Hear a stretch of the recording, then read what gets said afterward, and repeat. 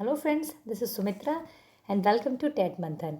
तो जैसा कि सीटेट 2020 के लिए जो हिंदी की हमारी ये सीरीज़ चल रही है, आज हम लोग इसका लेसन नंबर 3 डिस्कस करेंगे। और इसका फर्स्ट पार्ट हम लोग लास्ट वीडियो में डिस्कस कर चुके हैं और आज हम लोग इसका सेकंड पार्ट डिस्कस करेंगे।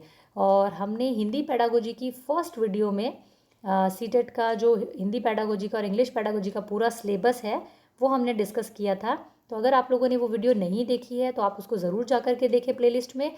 उसमें हमने सारा सिलेबस डिस्कस किया है और उसी के अकॉर्डिंग हम अपनी सारी प्रिपरेशन करेंगे। ठीक है, तो स्टार्ट करते हैं फ्रेंड्स। अगर चैनल पर नए हैं तो चैनल को सब्सक्राइब कीजिएगा ज़रूर। वीडियो पसंद आए तो वीडियो लाइक कीजिएगा। ठीक है, स्टार्ट। आज का जो हमारा टॉपिक है वो क्या है? भाषा के विकास में बोलने और सुनने की भूमिका। ठीक है, तो जो हमारा भाषा का विकास होता है उसमें बोलना और सुनना जो है वो किस तरीके से इम्पॉर्टेंट है वो आज हम समझेंगे। भाषा विकास में सुनने की भूमिका। अब क्या है, लिसनिंग जो होता है हमारा वो कितना इम्पॉर्टेंट है हमारे लैंग्वेज के डेवलपमेंट के लिए, ये थोड़ा सा समझेंगे। क्या है, मनुष्य में भाषा सीखने की प्रवृत्ति जो होती है वो स्वाभाविक होती है। ठीक है, ये जो मैंने लिखा है ये आप लोगों के लिए नोट्स के लिए लिखा है। अगर आप नोट्स प्रिपेयर करना चाहें तो उसके लिए लिखा है मैंने। मैं इसको आपको अपने शब्दों में समझा देती हूँ कि क्या है एग्जैक्टली भाषा विकास में सुनने की भूमिका। तो मतलब भाषा में जो हम बच्चों में जो क्या होती है, मनुष्य में भाषा सीखने की जो प्रवृत्ति होती है हमारी वो बचपन से विद्यमान रहती है। जैसा कि हमने भाषा अर्जन में सीखा था कि बच्चा जो होता है वो जैसे ही वो पैदा होता है तो चीज़ों को एक्वायर करना शुरू कर देता है।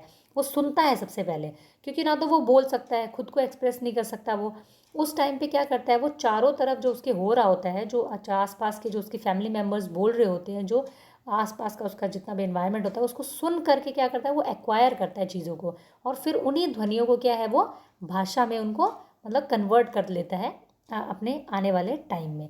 ठीक है, तो मनुष्य में भाषा सीखने की प्रवृत्ति क्या होती है आपकी, स्वाभाविक रूप से विद्यमान रहती है। इस प्रवृत्ति का प्रमाण क्या हमें शिशुअवस्था में मिल जाता है, जैसा कि मैंने आपको समझाया। जब वो अनुकरण के माध्यम से अपने माता पिता और पर्यावरण से भाषा सीखता है। भाषा सीखने के श्रवण में भाषा सीखने में श्रवण कौशल की जो है महत्वपूर्ण भूमिका है। तो सुनना क्या होता है, बहुत ज़्यादा इंपॉर्टेंट होता है हमारा भाषा के कौशल के विकास के लिए।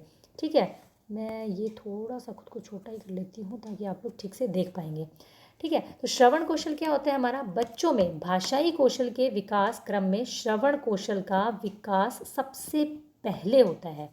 बिल्कुल ठीक है, श्रवण कौशल का जो विकास होता है आपका वो सबसे पहले होता है, क्योंकि बच्चा जब होता है, जब जब बिल्कुल छोटा होता है ना, वो कुछ नहीं समझ पाता, तब भी वो क्या करता है, चीज़ों को सुन पाता है। सुन करके वो सीख रहा होता है, एक्वायर कर रहा होता है, अर्जन कर रहा होता है अपने एनवायरनमेंट से। ठीक है, तो विकास सबसे पहले होता है उसका।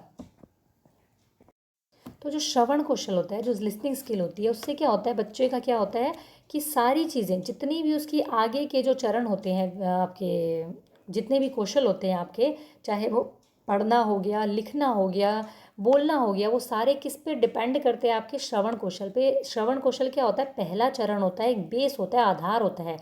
बच्चा पहले सुन करके सब कुछ सीखता है, उसके बाद में वो बोल करके उसको एक्सप्रेस करता है, लिख करके एक्सप्रेस करता है उसको। ठीक है, तो श्रवण कौशल क्या हो गया आपका, फर्स्ट हो गया, फर्स्ट पार्ट हो गया, आधार हो गया।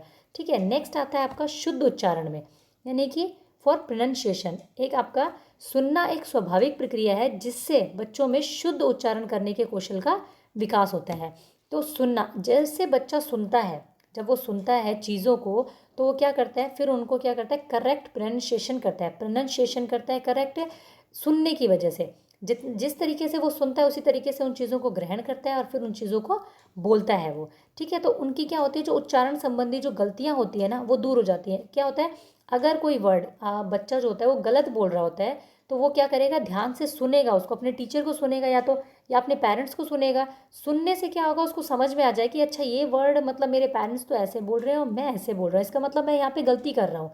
तो क्या करेंगे, वो शुद्ध उच्चारण करेंगे, अपनी गलतियों को दूर करेंगे, सुन करके दूर करेंगे। ठीक है, नेक्स्ट देख लेते हैं। इसमें क्या है, शब्द भंडार में वृद्धि। तो सुनने से क्या होगा, आप जो एक बच्चा हो चाहे एक बड़ा हो, कोई भी हो, जीवन पर्यंत हम लोग क्या करते हैं, सीखते हैं। सीखना क्या होता है हमारा, हमारा मतलब जब से हम पैदा होते हैं तब से लेकर मरने तक हम लोग कुछ ना कुछ सीखते रहते हैं। तो सीखने से, सुनने से सीखते हैं हम लोग, और उससे क्या होता है, हमारा शब्द भंडार, जो हमारी वोकेबलरी होती है, उसमें नए नए शब्द जुड़ते चले जाते हैं। आजकल तो आपने देखा होगा जो छोटी बच्चों की बुक्स होती हैं उसमें भी मतलब आपको नए नए वर्ड्स देखने के लिए मिलेंगे।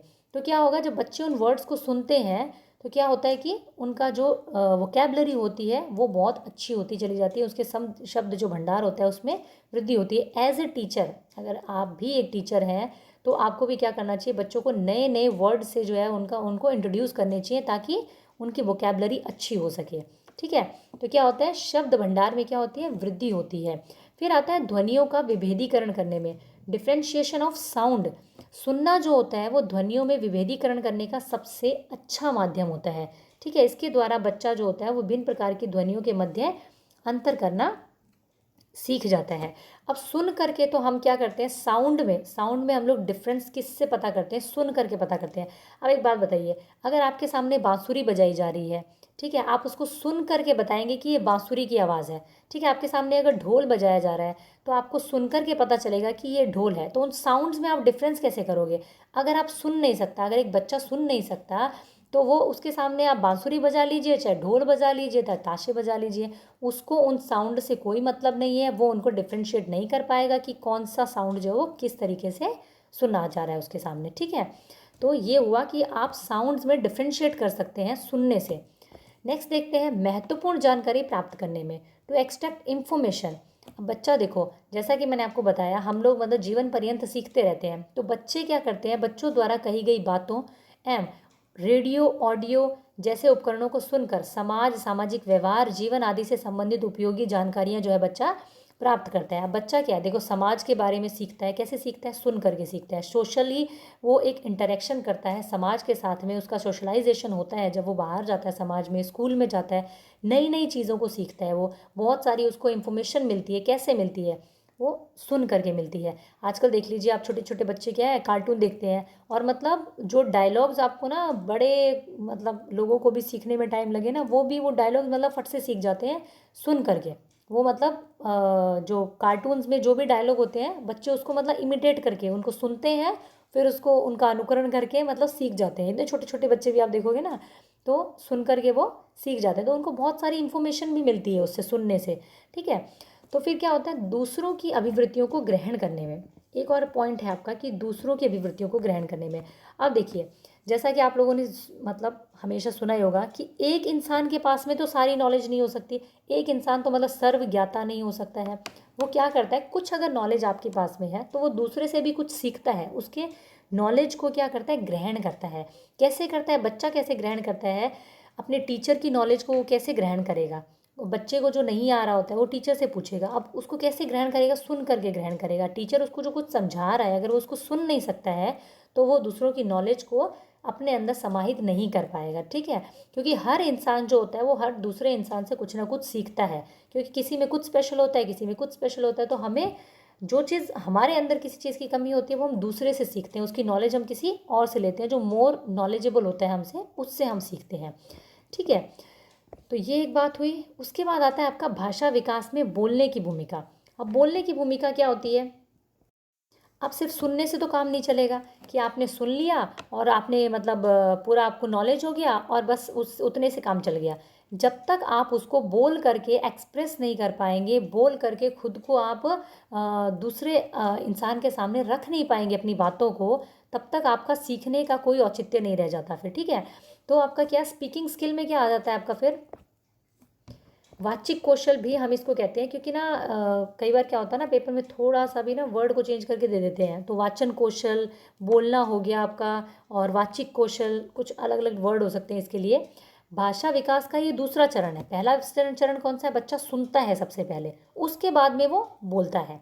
ठीक है, तो दूसरा चरण हो गया। बोलकर बच्चा अपने भावों और विचारों को प्रकट करता है।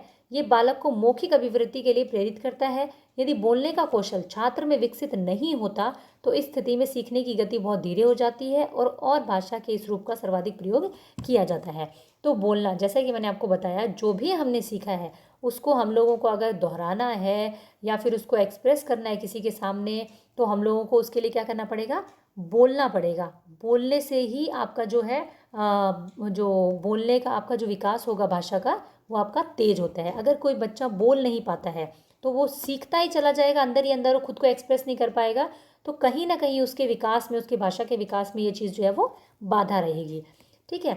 नेक्स्ट इसका पॉइंट देखते हैं, बच्चों के संकोच को समाप्त करने में हेल्प इन अवॉइडिंग हेजिटेशन। बोलने से क्या होता है, बच्चों की क्या होती है, हेजिटेशन खत्म होती है। अब एक बच्चे को देखेंगे आप, क्लास में आप उसको कुछ समझा रहे हैं, वो आराम से बैठ के आपकी बातें सुनेगा कि हाँ उसको सब कुछ समझ में आ रहा है, लेकिन अब पता कैसे चलेगा कि वो उसको सब कुछ समझ में आ रहा है कि नहीं आ रहा है। जैसे आप उससे कोई क्वेश्चन पूछेंगे या आप उसका एवेल्यूशन करने चलेंगे थोड़ा बहुत, तो वो बिल्कुल अगर मौन धारण कर लेता है, बिल्कुल कई बच्चे होते हैं ऐसे क्लास में जो कि आपका बिल्कुल चुप खड़े हुए दिखाई देंगे जब आप उनसे कुछ पूछ लेंगे। क्यों? क्योंकि उनका बोलने का जो कौशल है वो उतना विकसित नहीं है, उतनी अच्छी तरीके से उस कौशल का जो विकास नहीं हुआ है। तो वो कैसे होगा, आपका बोलने से होगा। जितना ज़्यादा आप बच्चों को बोलने के अवसर देंगे उतना ही उनका बोलने का जो कौशल होगा वो विकसित होगा, और उससे क्या होगा, बच्चों में उनका जो हेजिटेशन होती है वो क्या होगी, आपकी ख़त्म होगी। नेक्स्ट देख लेते हैं क्या है, बच्चों में सुनकर प्राप्त किए गए ज्ञान का मूल्यांकन करना। अब देखिए, कोई चीज़ आपने बच्चों को समझा तो दी क्लास में, ठीक है, उसका इवैल्यूएशन करेंगे आप, तो इवैल्यूएशन करने के लिए ज़रूरी है कि बच्चा आपको बोल करके बताए। ठीक है, इस माध्यम से छात्रों में सुनकर प्राप्त किए गए ज्ञान का मूल्यांकन करने में सहायता मिलती है। एक शिक्षक बच्चों में भाषा संबंधी त्रुटियों की जांच करता है।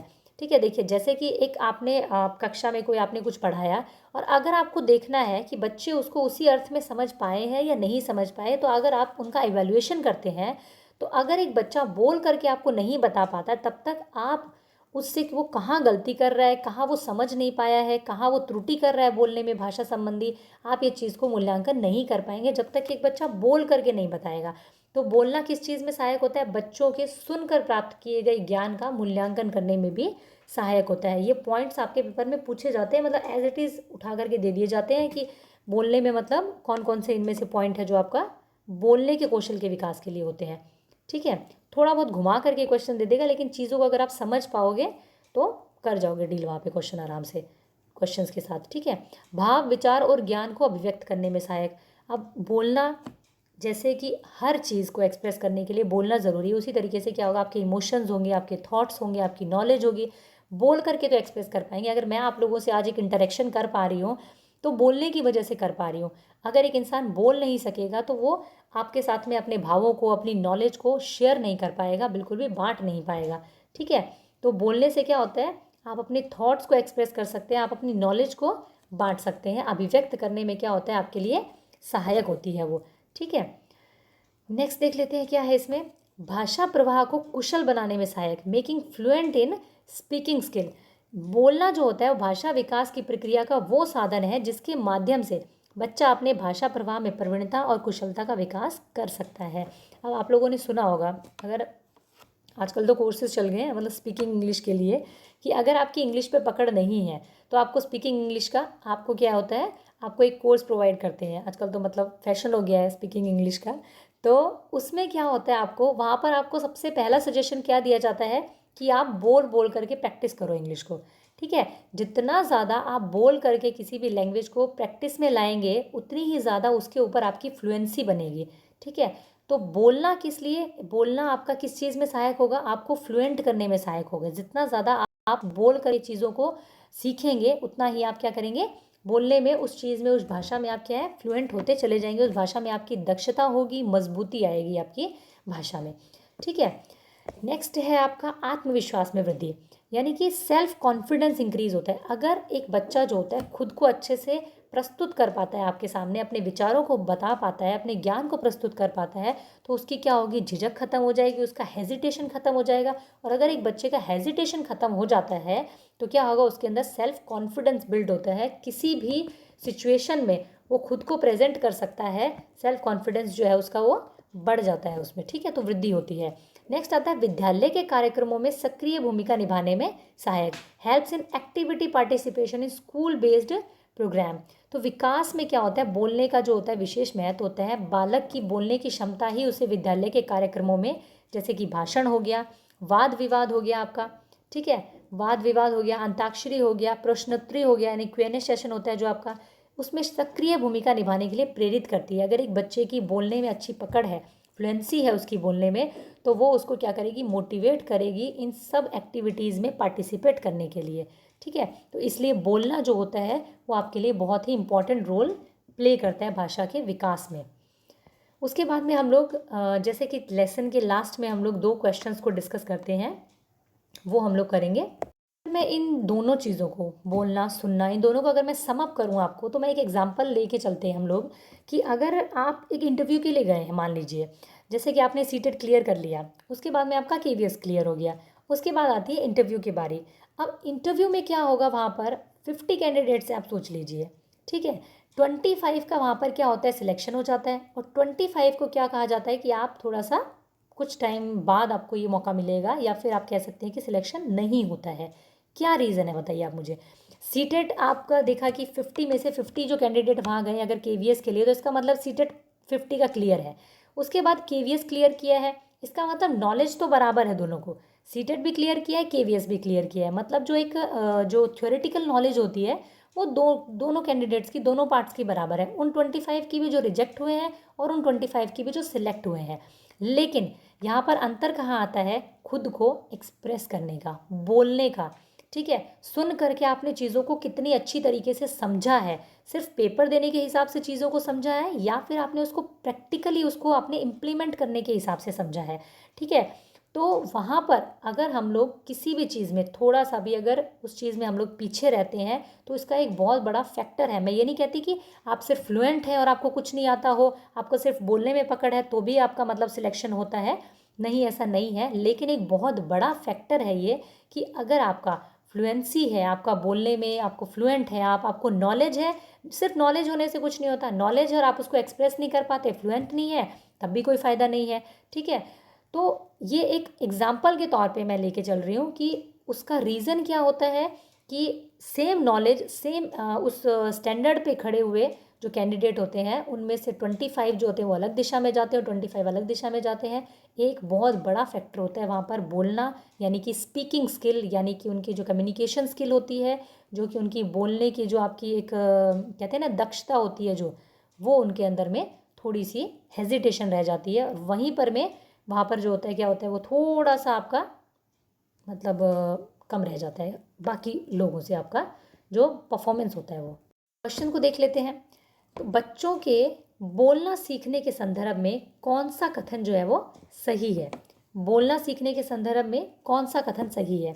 सभी बच्चों की बोलना एवं सुनना सीखने की गति जो होती है वो समान होती है, ठीक है। अपनी भाषा से इतर भाषाओं को सुनने के लिए मना करना चाहिए, बच्चों को प्रारंभ से ही शुद्ध उच्चारण के प्रति सचेत करना चाहिए, या बच्चों को सुनने और बोलने के अधिक से अधिक अवसर देने चाहिए। तो आप देख सकते हैं कि सभी बच्चों की बोलने और सुनने की, सीखने की गति समान हो, ये तो कोई बात नहीं हुई है कि सब बच्चे जो हैं वो एक ही गति से बिल्कुल सेम मतलब फ्लुएंसी के साथ बोलें, या फिर एक बच्चा अगर 1 साल का बोल गया है तो दूसरा बच्चा भी 1 साल का बोलना ही चाहिए, ऐसा ज़रूरी नहीं होता है, ठीक है। उसके बाद क्या होता है आपका, अपनी भाषा से इतर भाषाओं को सुनने के लिए मना कर देना, ये तो बिल्कुल ही मतलब बेतुकी बात होगी कि आप अपनी भाषा को सुनो सिर्फ, बाकी दूसरी भाषा को उसको सुनने के लिए बिल्कुल मना ही कर दो बच्चे को, ठीक है। तो इससे तो उसका भाषा का विकास मतलब प्रभावित होगा बहुत ज़्यादा।